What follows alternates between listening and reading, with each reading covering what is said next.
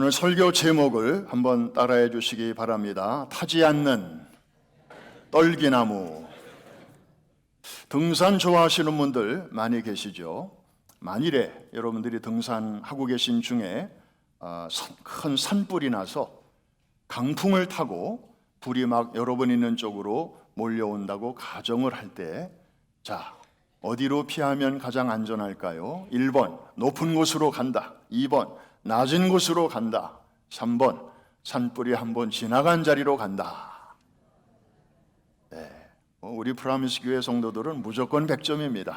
네, 맞아요. 높은 곳도 아니고 낮은 계곡도 아니고, 물론 나름대로 안전한 곳도 있겠지만 가장 안전이 보장된 곳은 산불이 한번 휙 지나간 자리. 왜 그럴까요? 산불이 오다가도 거기 오면 딱 스톱하죠. 왜? 더 이상 태울 게 없기 때문에. 이게 바로 우리가 알고 있는 상식 아닙니까? 그런데 지금 이상한 일이 벌어지고 있습니다.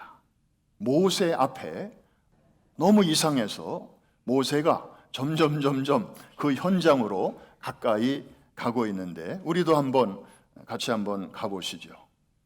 자, 모세가 보니까 멀리서 한 나무가 보이는데 늘 그 자리에서 양들을 치니까 대충 지형지물이 뭔지 그냥 훤히 알지 않겠습니까? 그런데 늘 보던 그 나무가 불에 타고 있는 것이었습니다. 그런데 이상한 것은 불꽃은 막 타는데 나무는 안 타고 그냥 있는 거예요.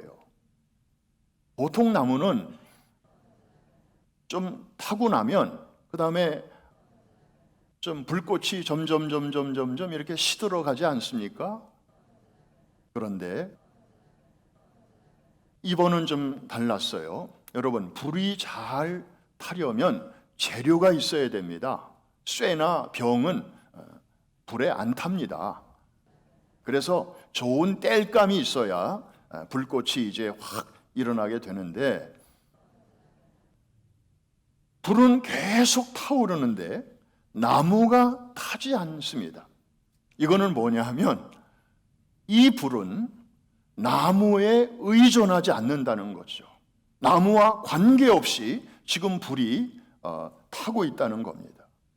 스스로 타고 있는 것입니다.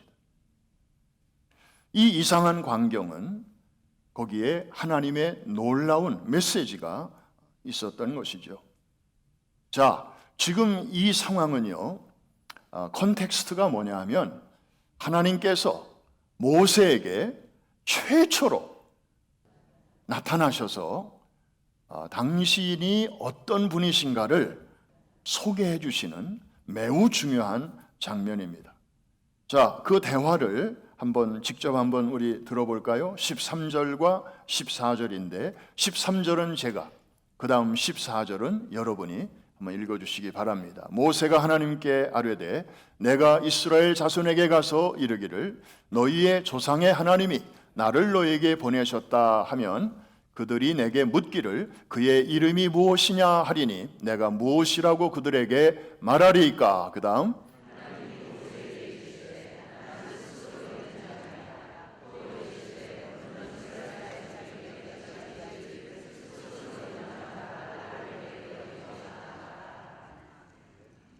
나는 스스로 있는 자니라. 그 유명한 말씀이 바로 여기 나오네요. 히브리어로 예흐웨 아셀 예흐웨라고 합니다. 여기서 여러분들이 잘 아시는 여호와라는 하나님의 이름이 등장하게 되는 것이죠. 제가 다시 한번 히브리어로 읽어보겠습니다. 예흐웨 아셀 예흐웨. 이것을 직역하면 원래 하야라고 하는 동사가 여기 쓰이고 있는데 이것은 존재하다, 영어의 is와 같은 비동사입니다. 그래서 나는 존재하게 하는 존재다, 그런 의미를 갖고 있습니다. 그래서 여호와라고도 하고 다른 발음으로는 야훼 혹은 야훼라고도 이제 번역본마다 조금 명칭이 다르죠. 한번 따라해 주실까요? 여호와, 야훼, 야훼, 다 같은 하나님의 이름이죠. 그 뜻은 스스로 있는 자, 이러한 뜻입니다. 무슨 의미가 이 안에 있을까요? 하나님은 하나님 말고 다른 누군가에 의해서 존재하는 분이 아니시다. 영원 전부터 영원 후까지 홀로 존재하시는 분이시다. 믿으시면 아멘 하십시다. 그래서 영어 성경에는 I am who I am. 참 이런 표현이 없어요. 이걸 우리말로 직역을 하면 나는 나다 이 말입니다. 한번 따라 합시다. 나는 나다. 저를 다른 사람에게 소개할 때 제 이름은 허연행입니다 이렇게 소개하잖아요. 그러면 이 안에는 많은 정보가 담겨져 있죠. 우선 허씨니까 김씨가 아니고 이씨가 아니고 이 허씨 가문에서 태어난 사람이에요. 저는 딱 이렇게 제한이 돼요. 그리고 이름이 연행입니다. 그러면 제가 태어난 날 제가 이름을 짓지 않았어요. 막 태어난 애가 무슨 이름을 짓습니까? 누군가가 제 이름을 지어준 거죠. 여러분도 마찬가지 아닙니까? 네. 그래서 나는 이 세상에 존재하기까지 이렇게 제약이 많고 제한이 많고 또 조건이 있고 또 내가 할 수 있는 일도 있지만 내가 할 수 없는 일도 많고 그래서 누군가가 이렇게 도와줌으로써 오늘까지 이렇게 존재하게 되는 것이죠. 그런데 우리 하나님은 그런 분이 아니시라는 거죠. 누가 하나님의 존재를 시작할 때 도와준 사람도 없고 또 뭐 하나님이 누구 때문에 존재하시는 것도 아니고 그냥 영원 시간으로 계산할 수 없는 그 영원의 전이 있고 후가 있다면 영원 전부터 영원 후까지 홀로 계시는 하나님이시다. 이런 분은 하나님 한 분밖에는 없다. 이것이 이 스스로 있는 자라고 하는 표현 속에 담겨진 의미입니다. 또 하나는 하나님은 변함이 없으신 분이시다 라고 하는 하나님의 자기소개가 이 안에 들어있는 것입니다. 여러분, 우리 모두는 시간 속에 존재하죠. 언제 태어나서 또 언제 세상을 떠날 수밖에 없는 그런 시간 속의 존재입니다. 그런데 우리만이 아니라 무슨 자연도 그렇고 세상도 그렇고 그런데 이 시간 속에 존재하는 것들은 공통적인 속성이 하나 있는데 다 변한다는 것입니다. 다 변해요. 사람도 변하고 자연도 변하고 세상도 변하고 유행도 변하고 취미도 변하고 사랑도 변하고 우정도 변하고 그냥 끝까지 할까요? 다 변해요. 다. 러시아 속담에 이런 말이 있습니다. 변치 않는 친구를 찾느냐? 그러면 거기로 가라. 거기가 어딘가 봤더니 공동묘지라는 거예요. 그러니까 살아있는 인간 세계에는 그런 친구 발견 못한다는 거죠. 성경에는 이렇게 이것을 표현하고 있습니다. 우리 성서대학 우리 졸업생들 또 재학생들 아마 친숙한 말씀일 텐데 민수기 23장 19절에 하나님이 이렇게 말씀하십니다. 옛날 성경으로 혹시 암송이 되시는 분들은 같이 하셔도 좋아요. 하나님은 인생이 아니시니 시건치 않으시고 인자가 아니시니 후회가 없으시도다. 어찌 그 말씀하신 바를 행치 않으시며 하신 말씀을 실행치 않으시랴.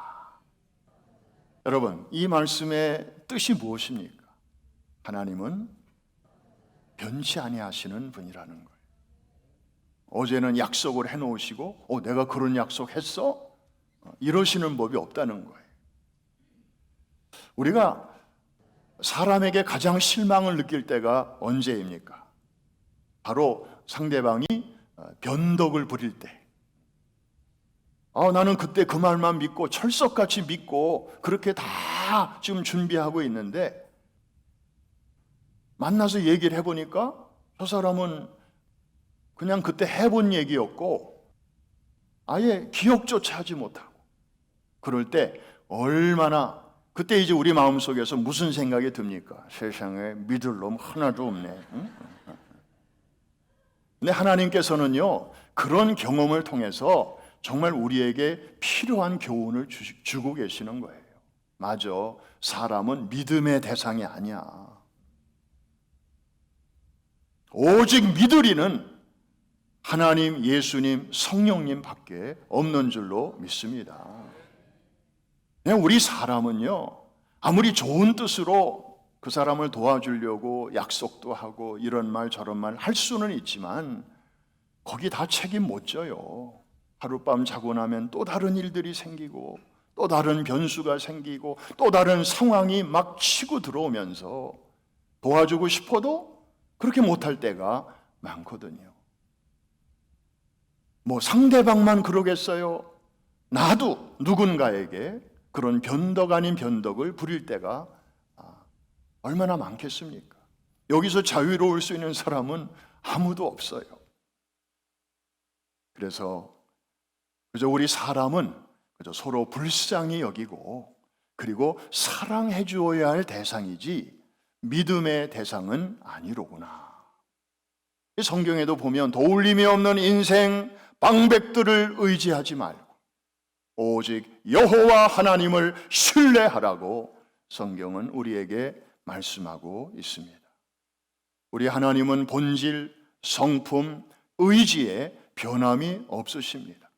왜냐하면 완전하신 분이시기 때문에 이게 뭐 더 늘어날 수도 없고 더 줄어들 수도 없고 뭐 변질되거나 변색되거나 뭐 세월을 타시거나 그런 분이 아니시잖아요. 성경에는 회전하는 그림자도 없으시다, 이렇게 아주 문학적으로 표현하고 있습니다. 영원 불변하신 분이십니다. 이런 분은 온 우주에 한 분밖에 없습니다. 그래서 많은 분들이 찬송시도 많이 이렇게 쓰기도 하지 않습니까? 오 신실하신 주, 하나님은 정말 Great is thy faithfulness.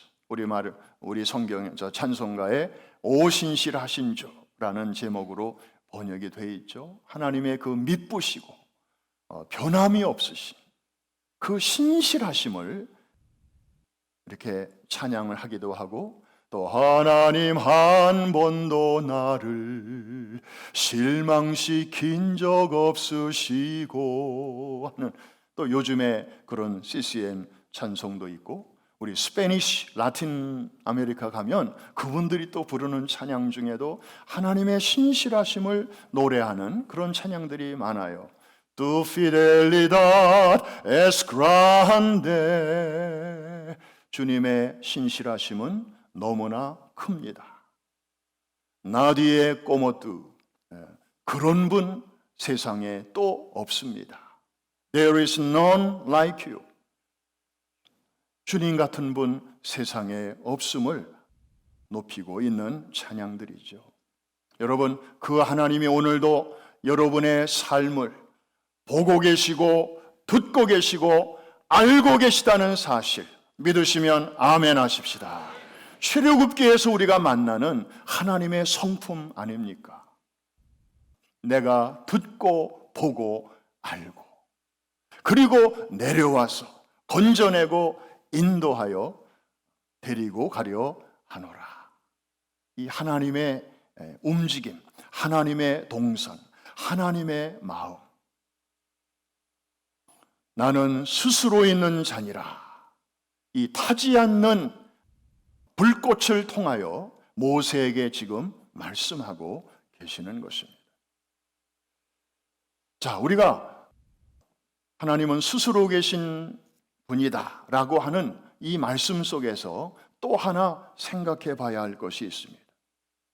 이 말씀은 모세의 질문에 대하여 하나님이 대답하여 주신 내용입니다.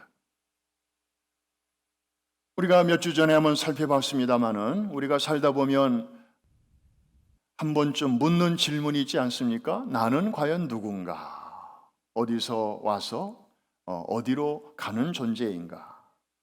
모세도 그와 비슷한 질문을 했던 사람 중에 하나였습니다. 11절에 보니까 내가 누구이기에, 옛날 성경에는 내가 누구간데 바로에게 갈 수 있겠으며, 그리고 내가 누구간데 200만이 넘는 히브리 사람들을 내가 건져낼 수 있단 말입니까? 나는 40년 전에 그 히브리 사람 하나 건지려고 하다가 미완성으로 끝나고 도망쳐 나온 내가 아닙니까? 나 같은 게 어떻게 그런 일을 할 수 있겠습니까? 내가 뭐라고? 여러분, 이렇게 말하는 모세의 모습을 자세히 보면 뭔가에 갇혀 있는 사람임을 우리가 알 수 있습니다. 당시 이스라엘 백성들은 애굽에 430년 동안이나 노예로 갇혀 있었지만은 모세는 겉으로 보면 자유인인데 그의 속을 들여다보면 자기 자신이라고 하는 감옥에 80년 동안이나 갇혀 있음을 우리는 보게 됩니다. 그래서 자기밖에는 안 보이는 거예요. 하나님이 지금 타지 않는 불꽃을 통해서도 막 말씀하시고, 그리고 사명을 주시고, 그리고 막 확신을 주시려고 하는데도 모세는 계속해서 내가 누군데요? 나 같은 게 뭘? 2절 속에 5번이나 내 그러면서 하나님 앞에 나아가고 있지 않습니까? 내가 누구간데? 라고 모세가 질문했을 때 하나님께서 하신 대답이 나는 스스로 있는 자다, 이렇게 말씀하셨어요. 이게 뭔가 좀 생뚱맞지 않습니까? 핀트가 안 맞는 거죠. 내가 누구간데요? 이렇게 질문했으면 너는 히브리 사람의 가정에서 태어나서 내가 내 삶을 인도해가지고 애굽의 왕자로 지낸 사람이 아니냐, 이렇게 대답을 하셨으면 모세가 그렇죠, 맞아요, 맞습니다, 고개를 끄덕끄덕 할 텐데 그런 대답은 안 하시고 한 번 더 따라 하십시다. 나는 스스로 있는 자니라. 이런 대답을 하고 계시니 모세는 아마 갸우뚱했을 것입니다. 그런데 여기에 하나님의 의도가 있습니다. 바로 이런 의도시죠. 모세야, 너는 왜 계속해서 너만 쳐다보고 있냐? 왜 너만 생각하고 있냐? 지난 80년 동안 그렇게 살았으면 이제부터는 나를 좀 쳐다보고 살라. 내가 누군지 내가 지금 말해주고 있지 않니? 나는 스스로 있는 자니라. 지금 하나님께서는요, 모세의 이 시력을 교정해주고 계십니다. 피조물인 자기중심적으로 사는 모세를 이제는 창조주이신, 스스로 자존하고 계시는, 정말 능력이 한이 없으시고 지혜가 끝이 없으시고, 그리고 영원 불변하시고 정말 실수가 없으시고 그런 하나님을 바라보면서 살라고 그의 떨구어진 시선을, 그 안으로 굽어진 시선을 지금 펴고 계신 것입니다. 좀 위를 바라보고 살라고. 그래야 하나님과 동역할 수 있고, 그래야 하나님이 맡기시는 큰 일을 할 수 있기 때문에. 이해가 되시면 아멘 하십시다. 참 하나님이 일하시는 방법을 우리는 여기서 엿볼 수 있습니다. 사실 하나님이 모세에게 여러 번 나타나실 수도 있었잖아요. 이렇게 크고 위대한 일을 맡기실 텐데. 그런데 성경에 보면 이렇게 대면하신 일은 이번이 처음입니다. 80년 만에 처음이에요. 모세가 이집트 왕국의 왕자로서 부와 권력과 명예와 또 모든 것을 갖추고 있었을 때, 다시 말하면 썸바디였을 때 하나님은 침묵하셨어요. 모세에게 찾아오지 아니하셨어요. 그러다가 하루아침에 양치기로 신분이 하강되어 미디안 광야에서 양 겨우 몇십 마리 키우면서 하루 종일 자기의 이름을 불러주는 사람도 없는 그야말로 무명의 존재로 잊혀져 가고 있을 때, 그래서 썸바디였던 사람이 어느새 노바디로 계속 내려가고 있을 때 하나님은 그에게 찾아오십니다. 그가 대단한 사람이었을 때는 잊어버리신 건 아니죠. 그냥 멀리서 지켜만 보셨던 거예요. 왜? 그때 찾아가 봐야 씨알도 안 먹히기 때문에. 여러분, 어른들 전도하기가 그래서 어려운가 봐요. 뭐가 잔뜩 들어가 있으니까 복음을 전하면 안 되는 건 아닌데 너무 힘들어요. 뭐가 이렇게 켜켜이 쌓여진 게 많다 보니까 복음의 씨앗이 떨어졌을 때 그것을 뚫고 내려가기까지 시간이 너무 오래 걸리는.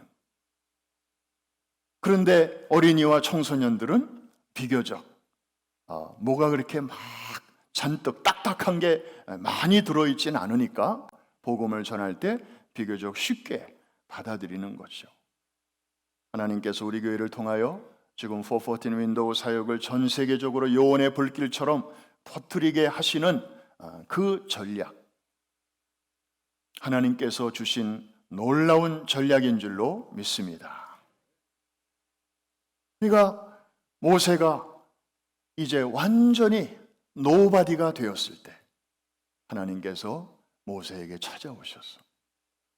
그리고 타지 않는 그 나무의 그 모습을 통해서 하나님을 이렇게 계시하여 주시는 것입니다. 그러면서 이제 한없이 이렇게 바닥에 주저앉아 있는 모세, 그러면서도 구원은 받았지만 여전히 자신이라고 하는 감옥에 갇혀 있는, 그래서 말끝마다 제가 누굽니까? 제가 뭐라고? 나를 앞세우는 이 모세에게 하나님께서 열쇠처럼 주시는 약속의 말씀이 있습니다. 그 말씀이 바로 12절에 있죠. 그 앞에 11절, 그 뒤에 13절 다 나로 가득한 말씀들인데 그 중간에 하나님께서 이 열쇠를 던지시는 것입니다. 자, 12절 말씀 한번 같이 큰 소리로 읽겠습니다. 오늘의 결론입니다. 시작. 하나님이 이르시되 반드시 너와 함께 있으리라. 내가 그 백성을 애굽에서 인도하여 낸 후에 너희가 이 산에서 하나님을 섬기리니 이곳이 내가 너를 보낸 증거니라. 자, 하나님은 계속해서 당신을 이렇게 모세에게 드러내 보여주시면서 결정적인 약속을 해주십니다. 나는 스스로 있는 자니라. 그 말씀으로 끝나는 게 아니고 그 약속, 열쇠와 같은 약속, 이 말씀을 사용하여 너의 감옥으로부터 나와라 하고 끄집어내시는 말씀인데 한번 따라해 주시기 바랍니다. 내가 반드시 너와 함께 있으리라.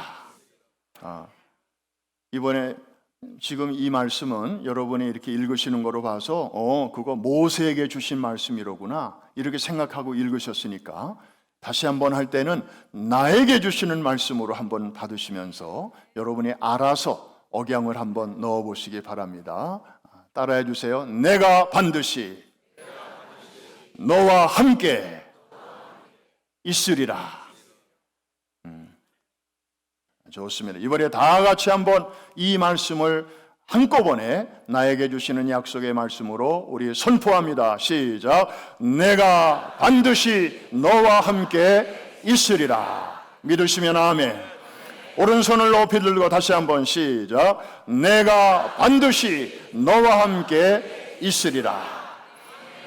드신 오른손에 이렇게 열쇠를 잡고 자물쇠를 여는 마음으로 돌리면서 한 번 더 시작. 내가 반드시 너와 함께 있으리라. 아멘. 믿음대로 될지어다.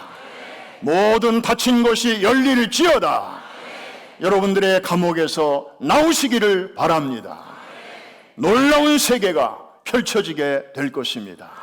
우리는 노바디지만 하나님은 스스로 계신 분이십니다. 능치 못한 일이 없으신 분이십니다. 그래서 그분이 우리 교회 같이 평범한 이민교회를 사용하셔서 전 세계적으로 글로벌한 임팩트를 끼치는 다른 교단도 있습니다. 우리 교회보다 더 큰 교회들도 있습니다. 그런데 하나님의 마음에 합한 그런 꿈과 비전을 하나님이 우리에게 주시고 우리가 믿음으로 응답할 때에 하나님께서는 우리 같은 보통 사람들이 모인 교회를 통하여 지난 20년 동안 그리고 지금도 세계 각처에서 놀라운 선한 영향력을 끼치게 하시는 줄로 믿습니다. 이런 일은 하나님만이 하실 수 있는 줄로 믿습니다. 어찌 교회만을 그렇게 다루시겠습니까? 교회는 곧 성도인데 그런 마음을 가지고 주님의 나라를 위하여 기도하고 섬기며 희생하고 애쓰는 여러분들 한 사람 한 사람 태바의 은혜로 지금도 이끌어가고 계시는 줄로 믿습니다. 내가 반드시 너와 함께 있으리라. 이 약속의 말씀을 그냥 성경 안에 기록된 다른 사람을 위한 말씀으로 그렇게 흘려보내지 말고 금년 한 해 여러분 자신의 감옥에서도 나오고 여러분 환경 가운데 이렇게 닫혀있고 잠겨져 있는 그러한 것들을 이 열쇠로 하나씩 하나씩 열어가면서 놀라운 주님과의 동역을 짜릿한 주님의 임재를 체험하며 나가시는 우리 모두가 될 수 있기를 주님의 이름으로 축복합니다. 축원합니다. 기도하겠습니다.